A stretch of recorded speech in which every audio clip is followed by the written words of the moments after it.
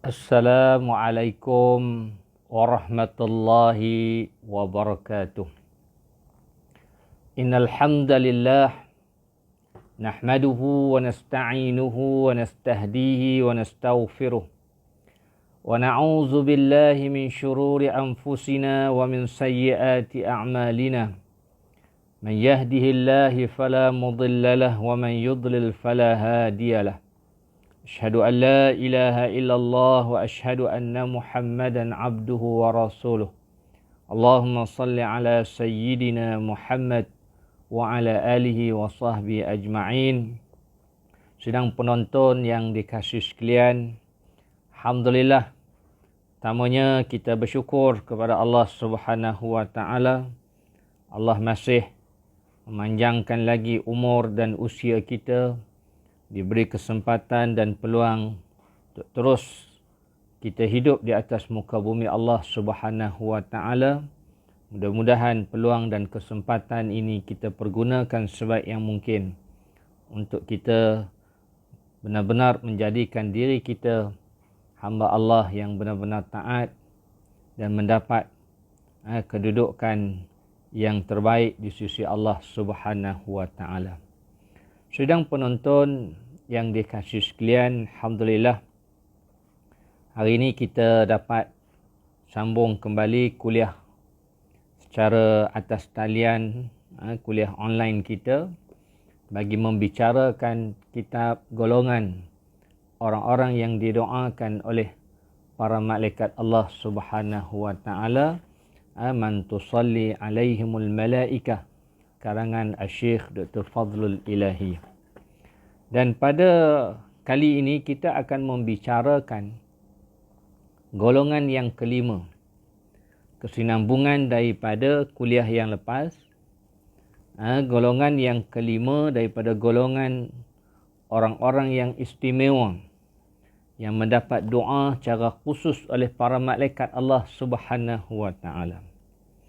Golongan yang kelima ini, tuan-tuan sekalian, masih lagi membicarakan golongan orang-orang yang melakukan solat secara berjamaah di masjid, di tempat yang menjadi kebiasaan berkumpulnya masyarakat untuk mendirikan solat berjamaah.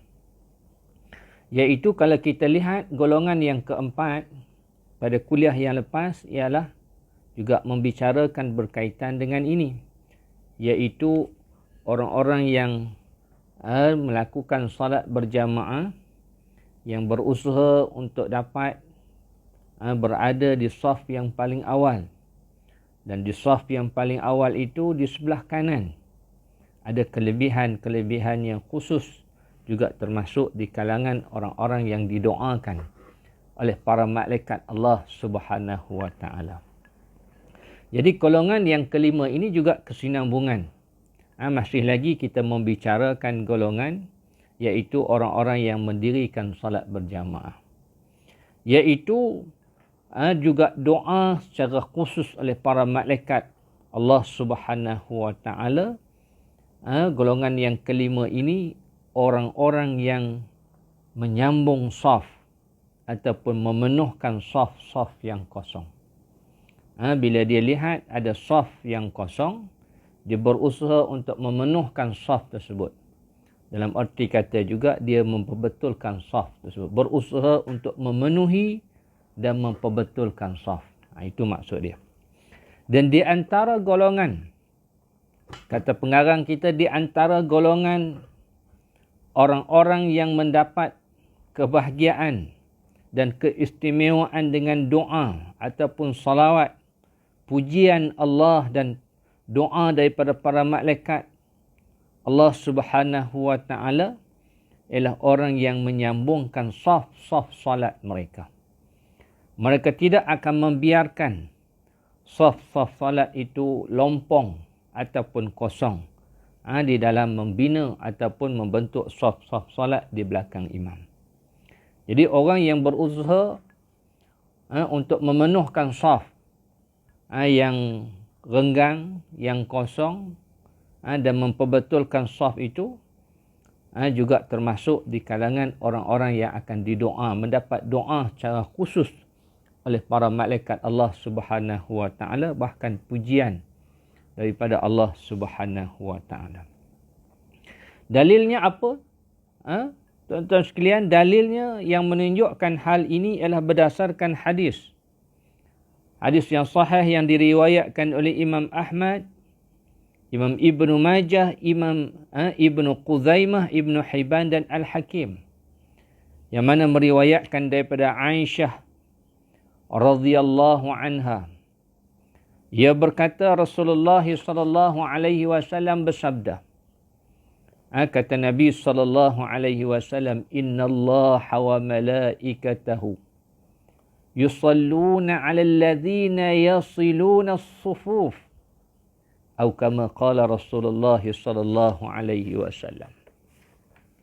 Bagaimana kata Nabi sallallahu alaihi wasallam, sesungguhnya Allah dan para malaikat berselawat. Yang mana kita tahu bila Allah berselawat, maksudnya Allah memuji hamba-Nya. Bila menyebut malaikat berselawat, maksudnya malaikat mendoakan ke atas umat manusia itu. Allah dan para malaikat selalu berselawat ke atas orang-orang yang menyambungkan saf-saf salat mereka. Yang berusaha untuk memenuhkan ruang-ruang saf salat dan juga memperbetulkan salat.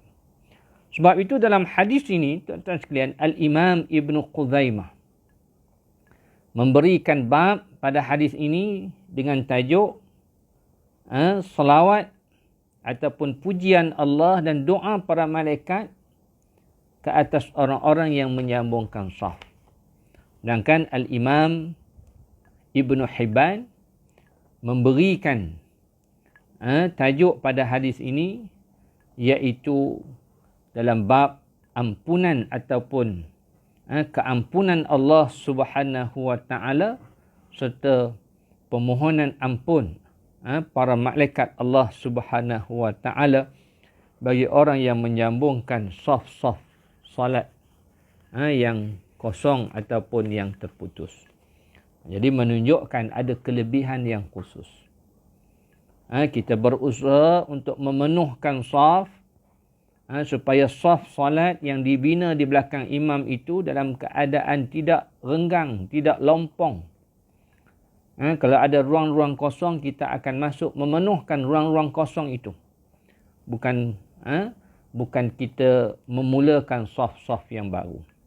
Sebab hari ini ada setengah orang dia tak suka rapat-rapat. Dia nak selesa, dia kata biar pilah renggang-renggang sikit pun. Kan? Lalu dia buat saf yang baru di belakang. Jadi orang yang macam ni dia tidak faham kelebihan memenuhi saf ataupun merapatkan saf, dan juga tidak faham bagaimana cara untuk membuat saf yang betul bila kita mendirikan solat secara berjamaah di belakang imam. Sedangkan perkara ini, para hadirin sekalian, suatu perkara yang cukup ditekan oleh Nabi SAW. Saf yang tidak betul ataupun saf yang renggang bukan suatu perkara yang remeh sebenarnya. Ia satu perkara yang besar, yang seringkali diambil perhatian, ditekankan oleh baginda Nabi SAW, mengingatkan para sahabat agar buatlah saf yang betul, rapatkanlah saf. Dan orang yang datang kemudian, penuhlah saf-saf hadapan yang kosong. Ini menunjukkan kepada kita memenuhi saf, merapatkan saf dan memperbetulkan saf ini ialah satu perkara yang besar. Satu perkara yang seringkali diambil berat oleh baginda Nabi SAW. Bagaimana dalam satu hadis yang diriwayatkan oleh Al-Imam Ibnu Quzaimah, yang meriwayatkan daripada Al-Barra bin Azib radhiyallahu anhuma. Beliau berkata bahawa baginda Nabi SAW mendatangi setiap saf dari sudut ke sudut yang lain Bahkan beliau, yakni baginda Nabi SAW mengusap setiap bau ataupun dada-dada kami. Maknanya Rasulullah memperbetulkan.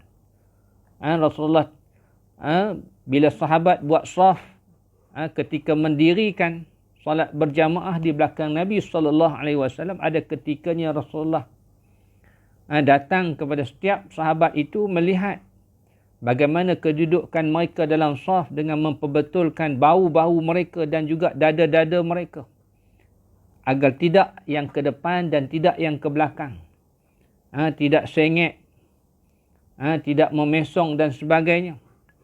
Kalau macam mana hari ini kita tengok seorang komandan, bila diadakan pembarisan, seseorang yang mengetuai pembarisan tersebut, dia akan datang memeriksa agar setiap anggota yang berada di dalam kumpulan pembarisannya itu membuat pembarisan yang betul, memperbetulkan kedudukannya, badannya. Begitulah kita boleh umpamakan tegasnya Nabi SAW dalam membina saf ketika nak mendirikan salat berjamaah. Kenapa? Kerana kata Nabi SAW lagi dalam melakukan perbuatan itu, Nabi SAW bersabda, la takhtalifu fatakhtalifu qulubukum. Nabi mengingatkan mereka, janganlah kalian saling berselisih, kerana jika demikian maka hati-hati kalian pun akan berselisih. Maksudnya Nabi mengingatkan kepada mereka, janganlah saf yang kalian buat ini bengkang-bengkok, tak betul. Ada yang ke depan, ada yang ke belakang. Bau tidak sama, dada tidak sama. Kadang-kadang kalau kita orang yang biasa buat pembarisan ni kan, jadi komandan barisan, bila dia duduk di ujung dia boleh tahu anggota mana yang tak sama, ke depan, ke belakang. Maka dia akan perbetulkan. Maka begitulah Nabi SAW maksudkan, janganlah kalian, saf yang dibina oleh kalian ini berselisih, maknanya bengkang-bengkok, tak betul. Kerana dengan demikian itu juga menunjukkan hati-hati kalian pun berada dalam keadaan berselisih. Allahu Akbar. Allah akan menghilangkan penyatuan dan perasaan kasih sayang antara kamu. Sebab itu tuan-tuan sekalian, membina saf yang betul berjamaah ini adalah satu perkara yang penting. Dan membina saf yang betul itu menggambarkan penyatuan hati-hati kita. Sebab itu kita boleh umpamakan salat berjamaah ini, tuan-tuan sekalian, seumpama dari sudut falsafahnya menggambarkan kepada kita kehidupan dalam masyarakat. Cukup indah kalau kita lihat secara simboliknya ataupun secara falsafahnya. Bila kita salat berjamaah, kita ikut imam. Dari sudut falsafahnya, bahawa itulah mengajar kita bahawa dalam kehidupan ni kita perlu ada ketua. Kita perlu ada pemimpin.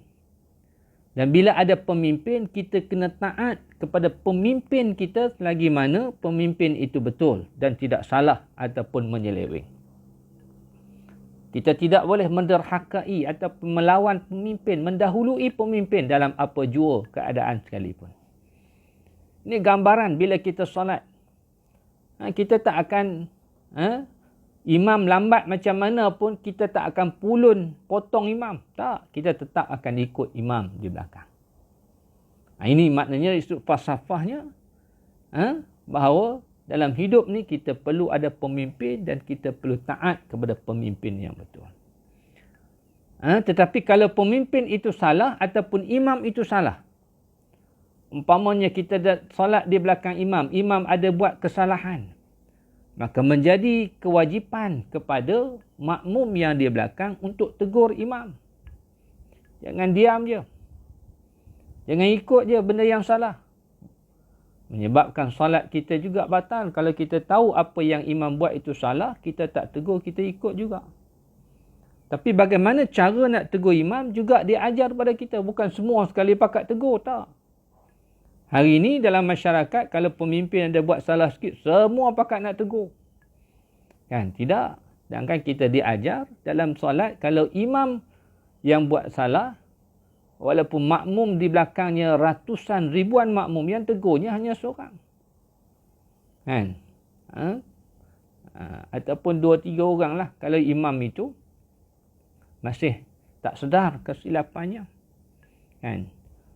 Cuma kalau dah ditegur, imam itu masih berdegil, melakukan kesilapan yang tidak sepatutnya dilakukan, maka menjadi kewajipan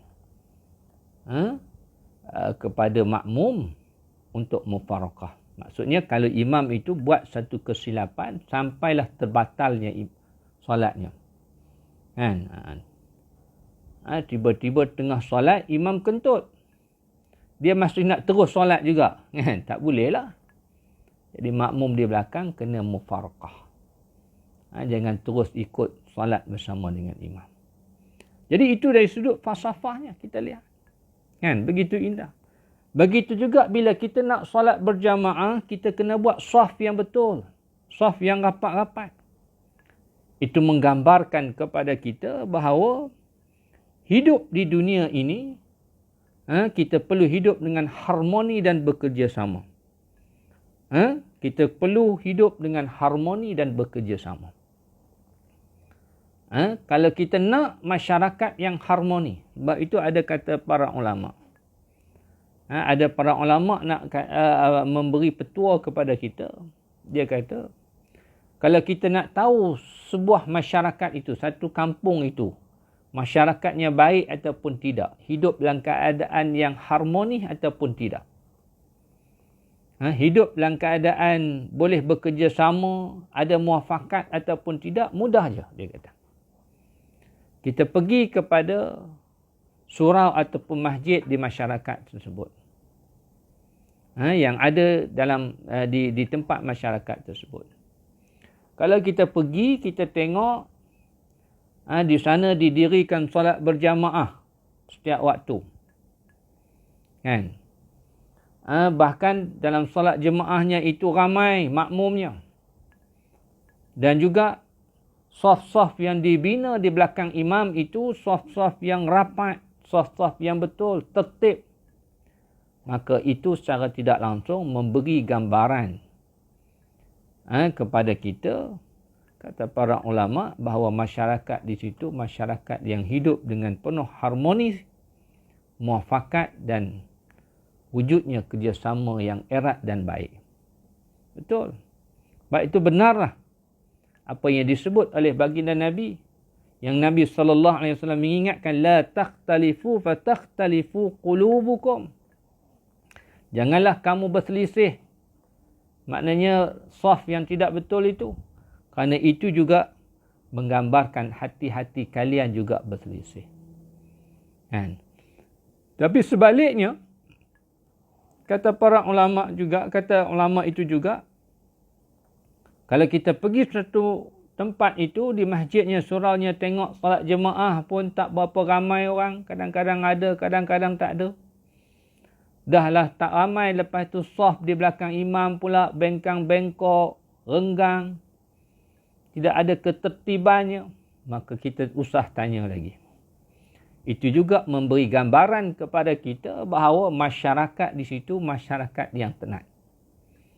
Masyarakat yang hidup dalam keadaan bermasalah. Tidak ada kata sepakat, tidak ada muafakat, susah nak bekerjasama. Itu gambarannya. Simboliknya, petuanya. Jadi saf-saf salat ini juga bagaimana menggambarkan kehidupan kita.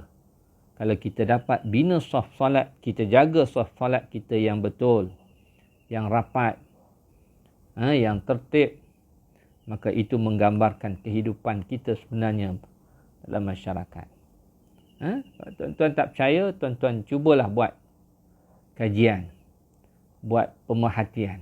Pergi satu tempat tengok macam mana di surau itu solat berjamaahnya, masyarakatnya macam mana. Kemudian dalam solat juga, bila kita solat berjamaah, sebagai makmum di belakang, kita tak dituntut untuk membaca dengan bacaan yang kuat. bahkan menjadi hukumnya haram dan berdosa kalau bacaan kita itu terlalu kuat, boleh mengganggu makmum yang di sebelahnya. Kan kita ada hukum itu. Itu juga memberi gambaran kepada kita bahawa dalam kehidupan kita masyarakat ni, kita tak boleh mementingkan diri kita sahaja.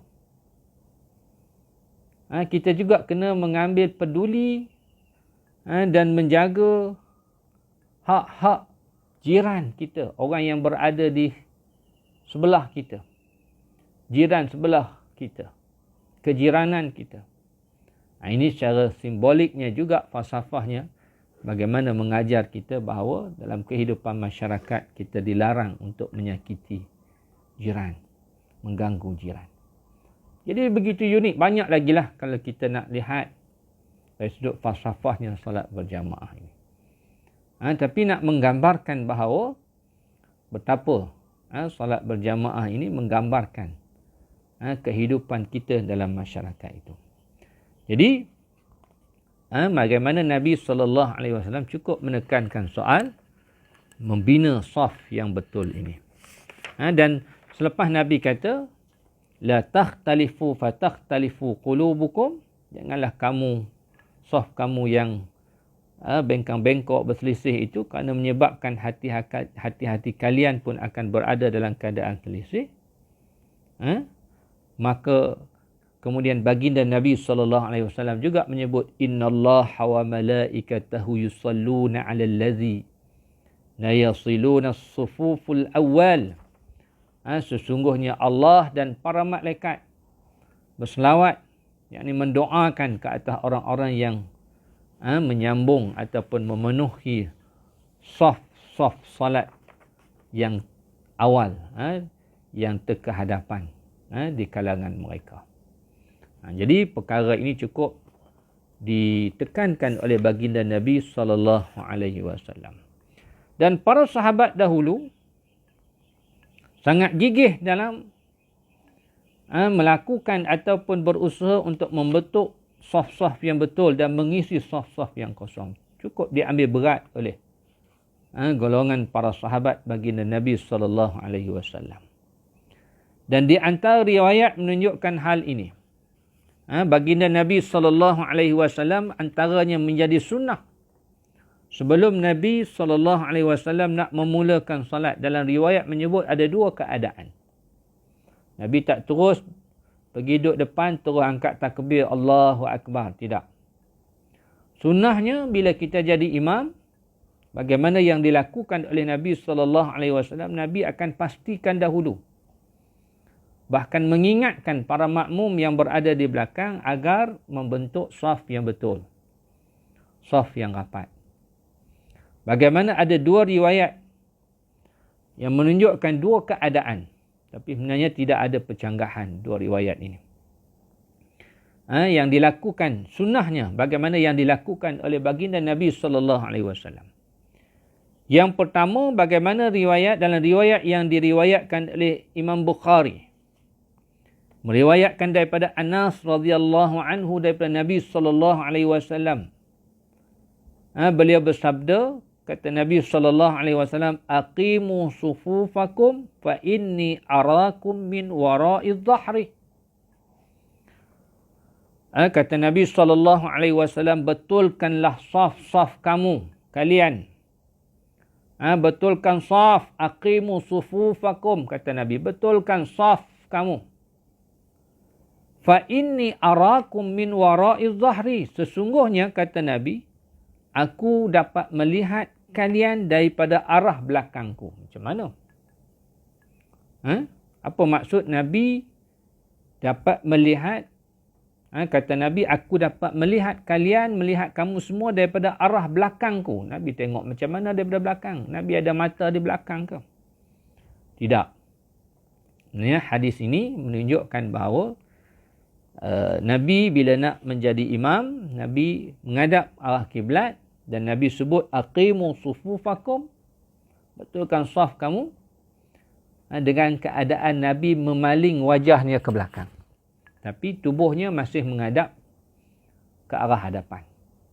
Itu maksud fa inni arakum min wara'i dhahri, aku dapat melihat kalian daripada arah belakangku. Maknanya Nabi walaupun menghadap depan, tapi kepalanya pusing, memandang ke arah saf yang dibuat oleh para jemaah di belakang oleh para sahabat. Dalam riwayat yang kedua,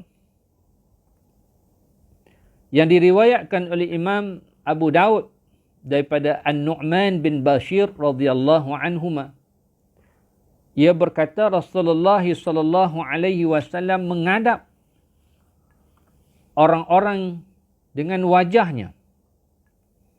Maknanya sebelum mendirikan salat, Nabi akan pusing tubuhnya menghadap kepada para jemaah yang sedang membina saf di belakang Nabi SAW. Kemudian Nabi sebut, aqimu sufufakum. Sebanyak 3 kali. Diucapkan 3 kali. Aqimu sufufakum maksudnya luruskanlah saf-saf kamu. Betulkan saf. Macam Imam duk sebut hari ini. Itu sunnah. Bukan saja-saja sebut. Aqimu sufufakum. Betulkan saf, rapatkan saf, penuhkan saf. Kan? Itu sunnah. Nabi ulang 3 kali menunjukkan bahawa Nabi mengingatkan para sahabat agar betul-betul melakukan saf yang betul.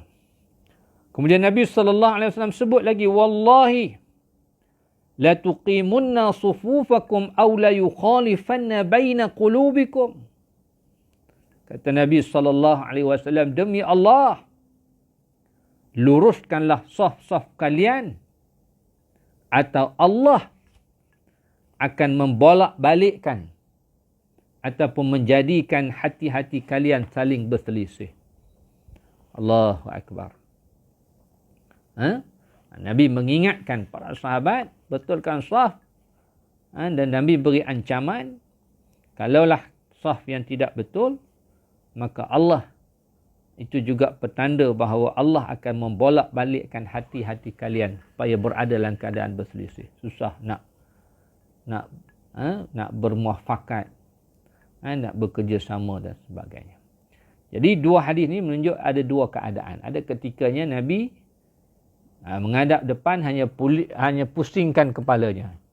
Dan ada ketika Nabi terus pusing tubuhnya dan juga wajahnya kepada sahabat dan mengingatkan agar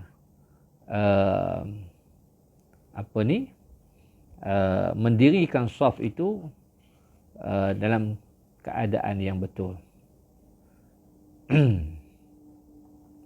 Dan Syekh Muhammad Syamsul Haq Al-Azim Abadi berkata, hadis-hadis ini yang disebutkan tadi adalah dalil yang menunjukkan bahawa pentingnya kita meluruskan saf-saf dalam salat ketika mana kita salat berjamaah di belakang imam. Dan hal tersebut merupakan bahagian daripada kesempurnaan salat. Sebab itu kita salat jemaah ni, jangan kita anggap kita salat belakang imamnya, tidak. Termasuk dalam kesempurnaan salat berjamaah itu, termasuklah daripada niat kita daripada rumah untuk hadir salat berjamaah, bagaimana tertibnya kita, pakaian kita, melangkah kaki kita masuk ke masjid dan surau, dan juga termasuklah bagaimana kita membina saf-saf salat kita.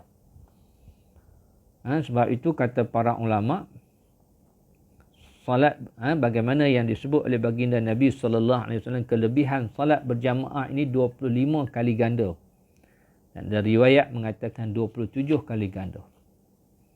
Dan nak dapat 25 kali ganda tu, bukannya bermula daripada saat kita angkat takbir di belakang imam itu sahaja. Tapi bermula daripada bagaimana yang kita sebut tadi.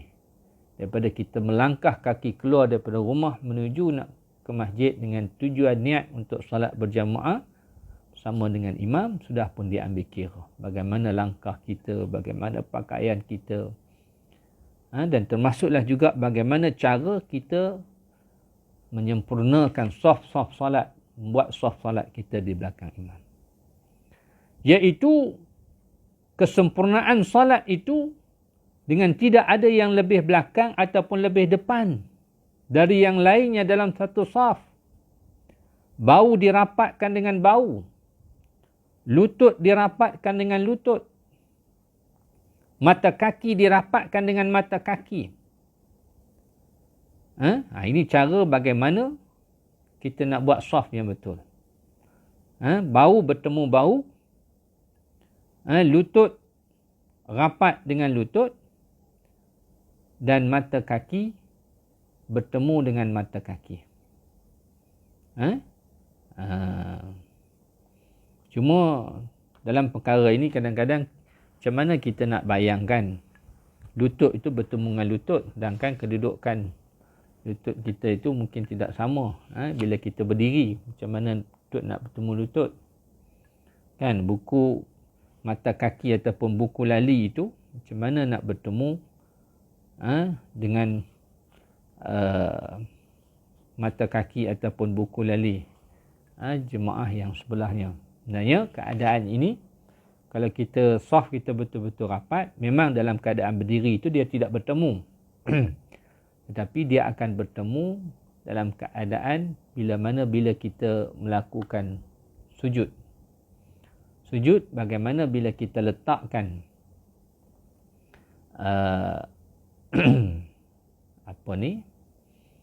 lutut kita, maka pada ketika itu lutut akan rapat dengan lutut jemaah kita yang sebelah. Itu maksudnya. Rapatnya bagaimana rapatnya yang dituntut dalam kita membina saf salat kita. Tetapi kata Syekh Muhammad Syamsul Haq Al-Azim Abadi, dia kata, tapi sayangnya sunnah ini semakin ditinggalkan pada zaman sekarang. Orang dah tak berapa nak ambil peduli sangat. Walaupun imam duk pesan, aqimu sufufakum, betulkan saf kamu, tapi makmum belakang ni buat tak macam tak kisah je. Kan? Tak apa ramai orang yang mengambil berat tentang nak betulkan saf, nak rapatkan saf. Dan jika sunnah ini dilakukan, maka banyaklah orang akan lari darinya. Bagaikan seekor keldai yang liar. Allahu Akbar. Betul. Kan? Kalau kita duduk tekan-tekan sangat, kan? Ramai yang akan lari. Kan? Betul. Susahnya nak didik masyarakat hari ini, para jemaah hari ini yang tidak faham tentang konsep untuk membinakan saf salat jemaah, untuk nak buat saf yang rapat, saf yang betul. Bagaimana yang diajar, yang ditunjuk oleh baginda Nabi SAW. Hari ini dia kira nak selesa. Kan? Nak renggang-renggang. Sedangkan itu menyalahi sunnah yang diajar oleh Nabi SAW. Sebab itu benar. Bagaimana kata ulama dalam satu kitab, dia kata, tidak dapat merapatkan saf ini bukan masalah kaki. Bukan masalah fizikal kita, kaki kita tak boleh nak rapat. Sebenarnya. Tapi tak boleh nak rapatkan saf ini sebenarnya adalah masalah hati. Kan? Kalau hati kita tak boleh nak bersatu ataupun nak bersama, berlapang dada, maka dalam solat pun kita tak akan boleh membentuk saf yang betul, saf yang rapat. Sebab itu betul gambaran. Membina saf ini ialah gambaran kehidupan kita dalam masyarakat. Hati kita sebenarnya yang berselisih, yang berbolak-balik, yang menyebabkan kita tak boleh nak buat saf, nak duduk rapat-rapat sikit pun tak boleh, rimah dan sebagainya. Sedangkan sunnahnya Nabi SAW